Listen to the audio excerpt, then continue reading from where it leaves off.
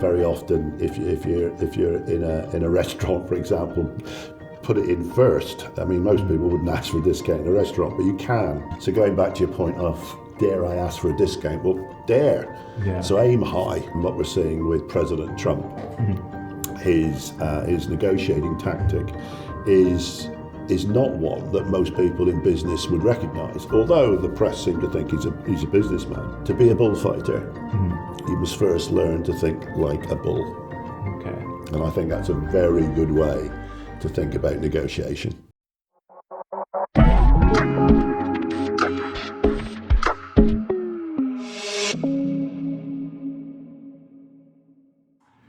Hello and welcome to the VFM Podcast. I'm here with Ian, Senior Consultant at VFM Associates, and today we're going to be discussing negotiation. So Ian, when I think of negotiation, I think of haggling, trying to reduce my price or up the price I'm selling for. Is that what we mean when we talk about negotiation? There's no doubt that haggling, horse trading are parts of negotiation, but they're very tactical. There are much bigger elements at play than just the haggling. If you think it's about haggling, you might get a little bit here and there, but if you really want the best, you need to take a little bit of a higher view than just the horse trading. Okay. You need to have some very specific objectives. You need to have fallback positions. You need to make sure that you've got your shopping list laid out. There are horse trading is part of it, but there's a lot more to it. I often say that the skilled negotiator is the one who can bring lots of different variables into play. Okay. And I've seen negotiations, commercial negotiations, even around a single unit of maybe 12 or 13 variables. Okay. And so the variables I mean would be things like, yes, you've got the price, but you've also maybe got delivery. Maybe there might be some training that's involved with it, some sort of after sales package, some form maybe of guarantee. So I think there's lots of, there's just 6 just like that. Finance is 7. And there's an awful lot of things that make up a negotiation, and it's not just about the one thing. If you like, the money, the horse trading, the haggling is one card. Yeah. You got to imagine you're playing with a deck of cards. You wouldn't just play the same card, Yeah. Okay. Thinking about approaching negotiation as a buyer. Yeah. So obviously my objective here is to pay the lowest price for the best thing. I think for myself though, I would feel quite awkward asking for a lower price for someone. On certain things I feel okay. We talked about this earlier with some others, and we mentioned we all kind of feel okay asking for a lower price on a car or a house. But on other things, I'd feel it's just not done. Is that something? Are there sort of rules about this, or how would you go about it when I want a lower price, but maybe I just feel it's rude. I don't think that in today's world anybody would consider that rude. If there was room, you might get a little bit of a reward. You might get a little bit knocked off. Very often, if you're in a restaurant, for example, put it in first. I mean, most people wouldn't ask for a discount in a restaurant, but you can. So if there was 4 or 5 of you out to dinner, just say to the waiter, right, if I buy 2 bottles of that Côte de Rhône, is it any cheaper? Yeah. And you'd be surprised how often they will do it. You probably end up giving it back to them as a tip. But so there are. I don't think anybody considers it rude. Sometimes, obviously, it's not going to happen. If it's a fixed price good, it's not going to happen. Your supermarket's not going to go along with it. But I think there is a lot of room for manoeuvre. If it was jewellery or if it was clothing, like a suit, not like then I think there's always room to ask for that, and it doesn't do any harm. I don't think anybody sees it that way, and people who start to do it realise very quickly that it is acceptable. So I don't think that's an issue. But again, I think that's quite tactical. Sometimes it's not worth your while. Really, It's not worth your while. Maybe you don't want to do it; it's a bit of fun. In some cultures, I think that's acceptable. They get disappointed if you don't haggle. They get really disappointed. Yeah.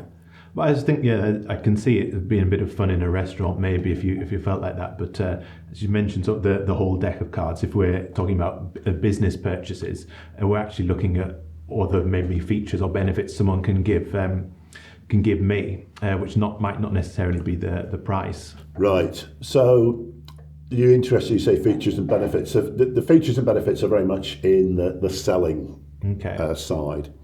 A good negotiator knows when to stop selling and start negotiating, because they are separate. If you don't recognise it's time to stop selling, you can actually oversell. Yes. And in fact, instead of getting closer to an agreement, you can get further away from it.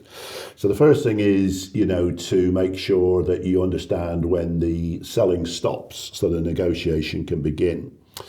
When you've done that, it doesn't do you any harm occasionally to remind the other person of the benefits.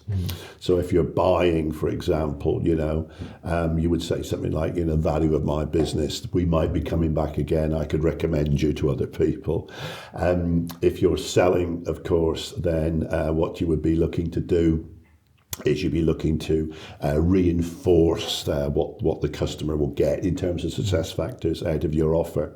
And, really trying to say to the customer, look, there are many different things that we need to consider here.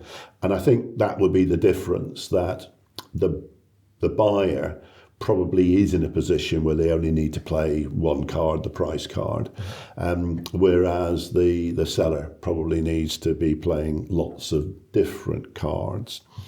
But the elements of negotiation and the tactics and the strategies, that they all have a big impact.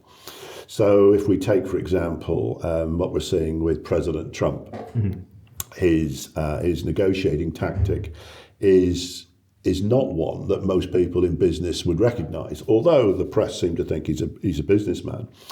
The idea of, the take it or leave it approach, the idea of the final offer first approach, most business people wouldn't do that, because you won't get such a good deal all round if you sat down and talked through all the variables properly. And you want a deal which will be repeated. Yeah. That's what you want. And so getting to that stage isn't about bluster and, saber rattling and sword rattling. It's not about that. It's actually about sitting down and going through the negotiating process from start to finish, and understanding that we start so far apart, but that isn't true. That's how it looks. Yeah. And throughout history, we people who fail to understand that the real gap is not the same as the apparent gap. Apparently, we're this far apart, but with negotiation, you realise very quickly that there's a real gap, and that real gap is much, much smaller, and that's really where the fun happens. I think the other thing is that it isn't always rational. Right. It isn't. There are emotional issues, and there are subjective issues. So, you say, I want the best thing for the lowest price. Well, that's okay, but what if the person who wants a little bit more money actually has better after sales? I might not need the after sales, but there's a chance I might. Yeah. So in that situation, what I'd be looking to do is to make sure that I might have a card to play there, which is more maybe emotional or more to do with probabilities than it is to do with hard fact. If it was all about a spec and price, then I think the Chinese would be selling everything in the world, and they are not. Yeah, people are still happy to buy brands which aren't necessarily technically the best. They might not be the most reliable, but they're doing it because they're getting something else, whether that's their image, their self-worth, whether it's how they're seen, whether it's how they feel, whether there's some sort of emotional attachment to that brand. It all has an impact. Yeah, I think you're right. I think just thinking as a buyer, one thing that makes probably more of an impact than price is this person going to pick up the phone when I ring them? Yeah. And now am I going to be put in a queue and have to push X, Y, and Z? I think sometimes there's that customer care. We don't mind paying better because you're getting more for your money, in fact, and it saves you money in the long run. But also, it's just less stress. There's that, and I think the other thing is that as a buyer, you want to think that salesperson wants your business. Yeah. That they're hungry for your business, that you don't want to think that they don't care about it and you're just another number. You don't want that. So I think there's many elements that go towards it. But if you wanted to have a sort of a very crash course in negotiation, I think the first thing is to aim high. So going back to your point of, dare I ask for a discount? Well, dare. Yeah. So aim high. If you aim for the stars, you might only hit the moon. Yeah. But if you aim for the moon, you might not even get out of the atmosphere. So you should certainly aim high. You want to find out what the other person's shopping list is. What do they want? Very rarely is it a product and a spec. Very often they're after something else, particularly they're after backup or they're after support. I think those are really key things. And this idea of always looking for variables, things that you can negotiate around, things that some people say, oh, that's not open to negotiation. Very, very often it is, So I'd say those are the sort of crash course things to look for. It's very interesting. Any other tips or tricks you'd give for the negotiation before we end? Well, there was a nice quote that was shown to me when I was at university, and it allegedly it was an old Spanish proverb. I asked our Spanish colleagues, and they said they never heard it, but even so, and it is, to be a bullfighter, you must first learn to think like a bull.